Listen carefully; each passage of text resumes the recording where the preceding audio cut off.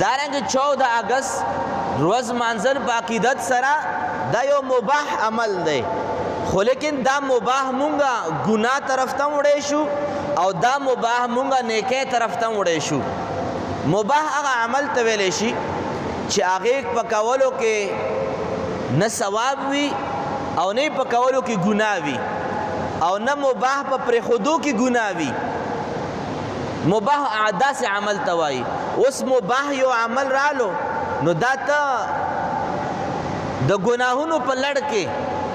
دا مباح نه ګناه هم جوړېدی شي او دغې مباح که چېرې ته د ثوابونو په لړ کې د مباح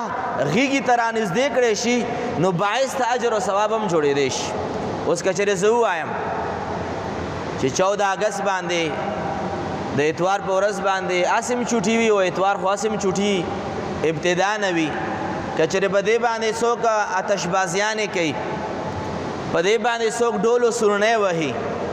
په دې باندې قسمه قسم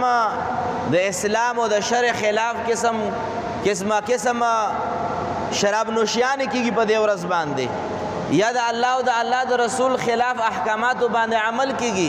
ګانې بجانې ویلې کېږي په هر یو چوک او هر یو پارک کې اسلام خلاف میوزک پارټیانې کېږي دا مباح چې روان شو او د حرامو په غېږې کې ور پرېوتو بیا داسې زموږ دپاره باعث د عذاب ګرځېږي